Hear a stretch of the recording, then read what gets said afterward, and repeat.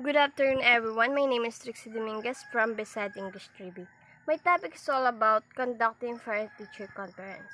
So first, let us have my objectives. Number 1, to know what is the purpose of parent-teacher conference, to better understand things to do on conducting parent-teacher conference, and to have a deep understanding on what are the necessary things to be considered when conducting parent-teacher conference. What idea do you have in this picture? So my idea in this picture is having the process of connections in communication between the parents, teachers, and even the students, which teachers provide the power of education for the students, thereby giving them a possibility for a better future. And parents are responsible to give their child care and support. So through the communication where the child are excelling and what their child performance in their classroom. Moving on to my introductions. Conducting effective parent-teacher conference can boost family involvement in your classroom and help promote positive outcomes for you, your students, and your schools. So as a parent, you and your child first and the most important teacher, and you, your child's school both wants your child to learn do well. Communication, your child between the home and school is the key to helping your child be successfully. And most importantly, we must understand that the parent-teacher conference is usually the face-to-face meeting between a teacher or guardians or parents of the students. It is an opportunity to discuss the students' academic progress and social behavior. Before the conference, so the teachers need to understand and apply it in the classroom. Number 1 is get informed. So, teacher may tell the students that she conducting a parent-teacher conference addressing to their academic growth and behavior. Number 2 is prepare your material. So, teacher should review students' data, assignment, assessment that teachers will be shared to the parents.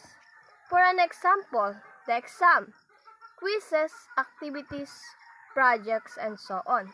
And last is send invitations. Of course, as a teachers, it is important that teachers may send an invitations to the parents in order to have a formal meeting with the parents.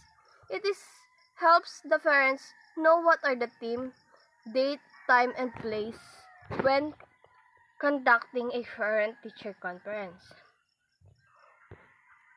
Parent-teacher conference, a tip for parents. So, we have a two-way of conversation. So, it is the ways of parents should be considered and understand before attending the parent-teacher conference. Number 1 is emphasis on learning. When we say emphasis on learning is good parent-teacher conference is focused on how well talk about the child can do even better. So to get ready for the conversations of the teachers, first, parents should talk or look the child tests, homework, and activities before the conference. Be sure that you would like to ask the teacher. You can also make a list of questions that you would like to ask the teacher. For an example, parents ask, is my child behaving appropriately in the classroom? Does my child have a friend at the school? Or what grade level of my child performing in math, science, English, and the other subjects? Number 2 is opportunities and challenges. Of course, as a parent, you should ask what are the opportunities for your child to develop their academic and social behavior, and knowing the challenges or difficulties of your child. Reminders when you're preparing for conducting parent-teacher conference. So, it is the reminders for the teachers. Number 1 is make plans for the conference. When we say make plans for the conference, it is set the goals and objectives of the conference ahead of time. Number 2, begin the conference with a positive manner. Starting the conference by making a positive statement about the student and set the tone for the meeting. Example, by giving a positive comment towards the student's work or performance of a student to show that you are also recognizing their child. Number 3, present the student's strong points before describing the areas needing improvement. So, it is helpful to present an example of student's work when discussing the student's performance. Example, show the portfolios when discussing the child's growth and progress. Talk to the parents about their child's ability, level, and social situation in their different academic subjects. And 4 is encourage parents to participate and share information. So, although as a teacher you are in charge of conference, you must be willing to listen to the parents and share information as well rather than talk to them.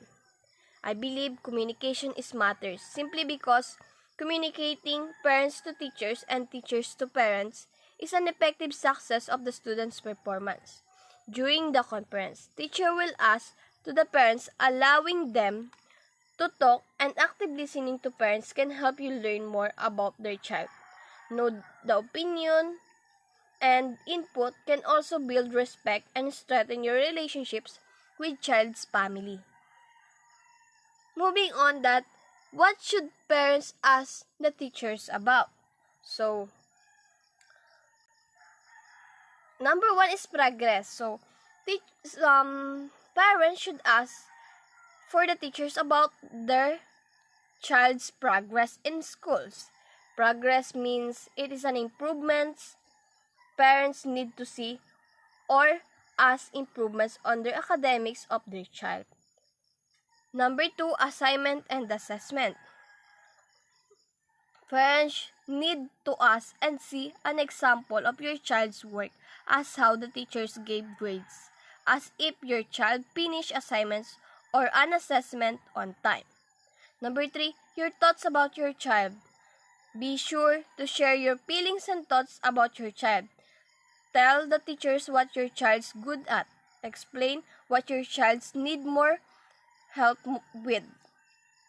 And last is support learning at home. Ask what you can do to support your child. Learn as if the teachers know the programs or services in the community could also help your child. After the conference, so parents need to understand and consider how they should follow up after the conference. Number 1 is make a plan. When we say make a plan, this is the things that the parents need to do after attending parent-teacher conference. Parents will apply those strategies that the teachers talks during the conference and take time to communicate your child. Next is schedule another to talk. If your child doesn't improve their learning, the communication should go both ways. Which I means is that ask how you can contact the teachers and how they can contact you. And last is talk to your child. When we say talk to your child, the parent-teacher conference is all about your child. So don't forget to include your child. Share your child with what you learned and show how you will help learning at home. So as a parent, you don't have to pressure your child. Instead, help them to grow and discover new knowledge. What is the purpose of conducting parent-teacher conference? The purpose is a Parent-teacher conference is a great opportunity to share academic progress and growth based on classroom observations, testing data, assessments, portfolios, and assignments.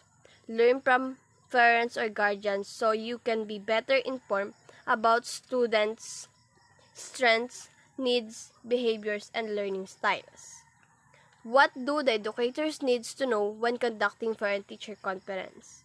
So, parent-teacher conference can be stress-inducing for everyone involved as a teacher. You're most like experience the anxiety that comes from worrying how to breach certain topics with parents and how to say things that right way.